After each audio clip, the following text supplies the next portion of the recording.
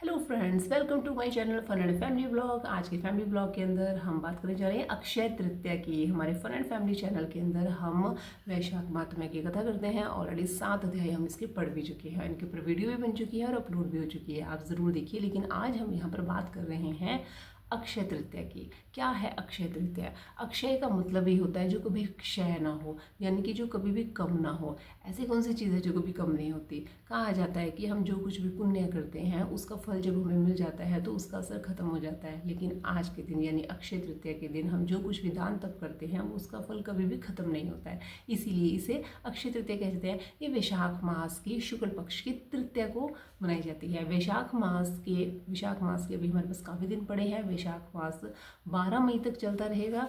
वैशाख मास में अक्षय तृतीया की क्या कथा है, चलिए जानते हैं। सबसे पहले यह पर्व वैशाख शुक्ल तृतीया को मनाया जाता है।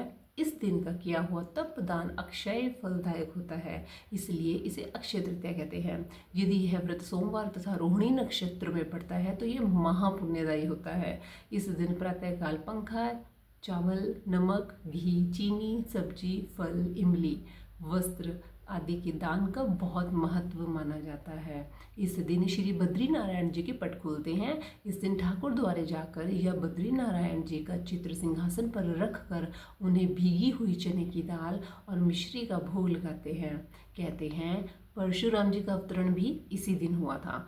अक्षय तृतीया के दिन ही परशुराम जयंती मनाई जाती है। वैसे मैं एक बात और भी बताना चाहती हूँ कि हमारे यहाँ पे परशुराम जयंती एक दिन पहले मनाई जा चुकी है, लेकिन हिंदू धर्म के कैलेंडर के अनुसार परशुराम जयंती और अक्षय तृतीया एक ही दिन आनी होती है।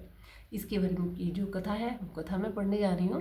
अक्षय तृतीया का महत्व श्री युधिष्ठिर जी ने श्री कृष्ण के पूछने पर भगवान श्री कृष्ण कहने लगे, यह तिथि परम पुण्यमयी है। इस दिन प्रातः स्नान कर जप तप होम स्वाध्याय पितृतर्पण तथा दान आदि करने वाला अक्षय पुण्य फल का महाभागी होता है। इस दिन से सत्ययुग का भी आरंभ हुआ था। प्राचीन काल में एक गरीब सदाचारी तथा देवताओं में श्रद्धा रखने वाला वैश्य रहता था। वह गरीब होने के कारण बड़ा व्याकुल रहता था। उसे किसी ने इस व्रत को करने की सलाह दी। उसने इस पर्व के आने पर गंगा में स्नान कर विधि पूर्वक देवी देवताओं की पूजा की। यही वैश्य अगले जन्म में कुशावती का राजा बना। अक्षय तृतीया के प्रभाव से वह बड़ा धनी और प्रतापी राजा बना। वैभव संपन्न होने पर भी वह कभी धर्म से विचलित नहीं हुआ। तो ये थी हमारी अक्षय तृतीया, जिसको आखा तीज भी बोला जाता है।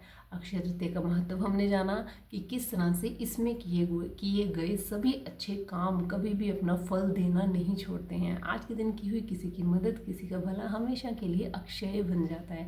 इसीलिए आज के दिन लोग पूजा पाठ करते हैं, पुण्य कमाते हैं और कुछ खरीदारी भी करते हैं। कुछ भी शुभ खरीदना हो आज के दिन खरीदना बहुत ही शुभ माना जाता है।